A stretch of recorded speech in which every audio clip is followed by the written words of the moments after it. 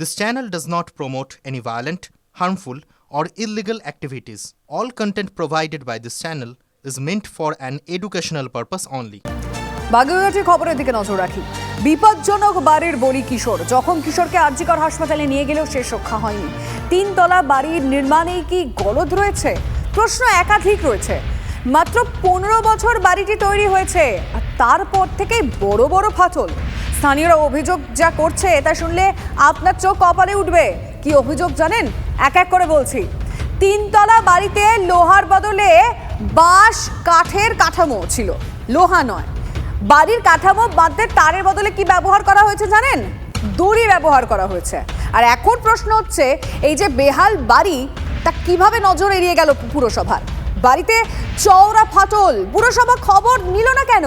তাদের কিছু নজরে আসেনি কেন? এই বেহাল বাড়ির স্বাস্থ্য পরীক্ষা করা হয়নি কেন? বাড়িটিতে বিপজ্জনক নোটিশ পাঠানো হয়নি যখন এতগুলো ফাটল চোখে পড়েছে স্থানীয়দের, তখন পুরসভার নজরে আসেনি? আর এই দুর্ঘটনার পর বিপর্যয় মোকাবিলা দল পৌঁছতে কতক্ষণ সময় লাগিয়েছে সেটা বলা ভীষণ প্রয়োজন, কারণ যে কারণেই কিশোরের প্রাণ গেছে 5 ঘন্টা। ডিজাস্টার ম্যানেজমেন্ট টিম পৌঁছেছে সেখানে 5 ঘন্টা পরে। পরতে পরতে চরম গাফিলতি। তাই কি পুরসভা এড়াতে পারে এই ঘটনার পর? তাল গাছ, সুপুরি গাছগুলো দিয়ে ফ্রেম করেছে চড়া দিয়ে, ঠিক আছে। তারপর দড়ি দিয়ে বেঁধেছে, তারও না, বাঁশের কুঞ্চি এগুলো দিয়ে করেছে। আবার তারও দেয়নি, সুতলি দিয়ে বেঁধেছে। তারপর ঢালাই, যে ঢালাই দিয়ে যে সিমেন্টটা, মানে ওই সিমেন্ট কোনো নাম আসেনি, মানে তখনকার দিনে কেউ জানতো না, লোকাল মানে সেই সিমেন্ট। যারা আপনার ফায়ার ব্রিগেডের লোক ছিল তারা যখন জিজ্ঞেস করেছে ভিতরে কেউ আছো, ও 2-3 বার গোয়ানি সাড়া দিয়েছে, আওয়াজ দিয়েছে। কিন্তু তার পরের বারে যখন আবার দমকলের লোকজন এসে বারবার করছে, তখন আর কোনো রেসপন্স পাইনি। 9:30 থেকে আর 4:05 তখন ওকে বের করা হয়েছে। মানে এত স্ল্যাবগুলো ভেঙে পড়েছে গায়ের উপরে, পাট বাই তুলে তারপর ওকে বের করা হয়েছে। যে কোনো বাড়ির ছাদ তৈরি হয় লোহার স্ট্রাকচার দিয়ে, অর্থাৎ ঢালাই করার সময় যেমন লোহার একটা জালি তৈরি করা হয়, তার উপর পাথর, বালি, সিমেন্টের সংমিশ্রণে সেই ছাদ শক্তপোক্ত করা হয়।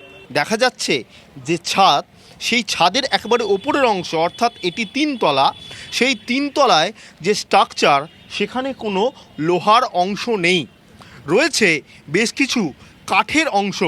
অর্থাৎ 3 তলা তৈরি হয়েছে, তার তলায় 2 তলা।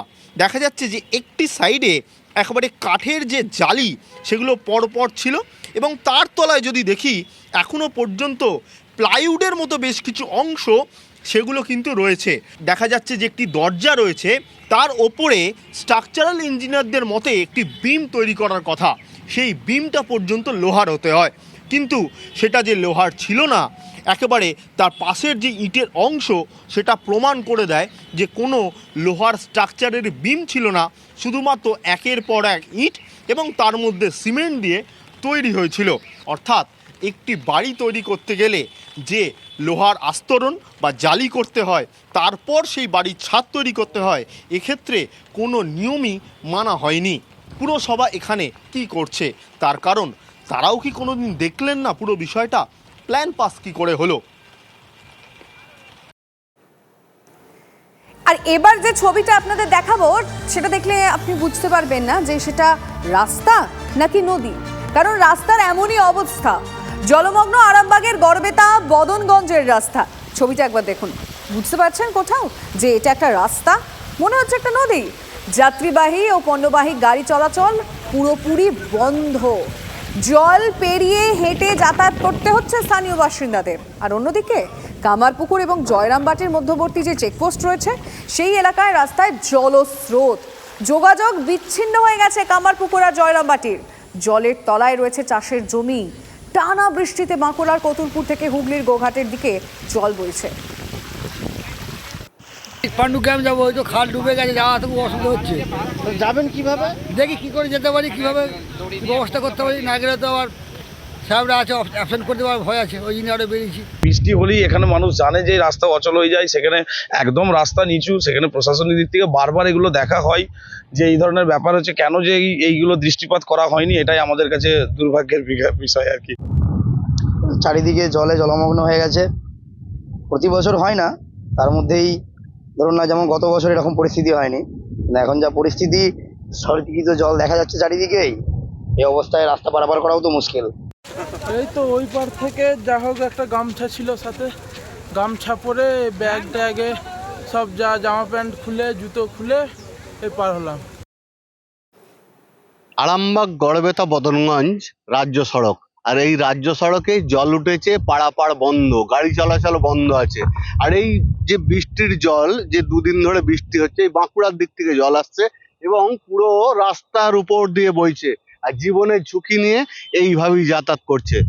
মানুষজনের দাবি যে এখানে দীর্ঘদিন ধরেই মানুষজন দাবি করেছিল যে ব্রিজ হোক, কিন্তু ব্রিজ হয়নি। এই রাস্তার দিয়ে এইভাবেই জল পাস করে এবং প্রতি বছর এইখান থেকে এইভাবে রাস্তা পেরোতে গিয়ে মানুষজন ভেসে যায়। দেখতেই পাচ্ছি এইভাবে রাস্তা পেরোচ্ছে, রাস্তার উপর প্রায় 1 হাঁটু জল এবং জলের স্রোত, সেই জলের স্রোতকে উপেক্ষা করেই মানুষজন আসছে। যদিও এখান থেকে ঢিলছোঁড়া দূরত্বে পুলিশ ফাঁড়ি আছে, কিন্তু এখানে একটি ব্যারিকেড লাগিয়ে সিভিক ভলেন্টিয়ার দিয়ে ক্ষান্ত হয়ে গেছে। তাহলে কি এইগুলো দেখবে কে? মানুষ জীবনের ঝুঁকি নিয়ে যদি এইভাবে পারাপার করে, যদি ভেসে যায়, তার দায়িত্ব কে নেবে? গোঘাটের কামারপুকুর থেকে ক্যামেরায় মধুসূদনের সঙ্গে তন্ময় বেরেগি, TV9 বাংলা। পূর্বস্থলীর গোপীনাথপুর গ্রামে ধস আতঙ্ক। গত কয়েক দিনের বৃষ্টিতে ধস নেমেছে, ধসের জেরে ভেঙে পড়েছে রাস্তা, আতঙ্কে ঘুম উড়েছে নদী পাড়ে থাকা 30টি পরিবারের। ধসের কবলে চলে যেতে পারে বাড়ি ঘর, আতঙ্কে রয়েছেন বাসিন্দারা। পড়ে গেছে, দিয়ে তারপরে রাস্তা দিয়ে ভেঙে গেল, ঝপ করে ভেঙে গেল, ভেঙে তো গেছি, আর তো আর কি আছে, এই তো কিছুই নেই, আর তো কিছুই নেই, এ তো ভেঙে সবই রয়েছে। এখন গরু ছাগল নিয়ে কোথায় থাকবো সেই চিন্তা। যা বৃষ্টি যা হচ্ছে, নদীতে জল বাড়লেই আমাদের যা বাড়িঘর আছে সবই তো ভাঙনের কবলে চলে যাবে, যখন তখন বাড়িঘর ভেঙে চলে যাবে, আমরা বউ বাচ্চা নিয়ে কোথায় যাব? আমাদের প্রচুর পরিস্থিতি তো খারাপ আছে। তা আমাদের এখন যেটা প্রশাসনের কাছে আমাদের যেটা অনুরোধ, তা আমরাও চাইছি আমাদের এই যতগুলো পরিবার আছে, আমাদের 40-50টা প্রায় ঘরবাড়ি আছে, আমাদের এই ঘরবাড়িগুলো প্রশাসন থেকে যেভাবে আমাদের কোনো একটা উপায় যদি আমাদের দেয়,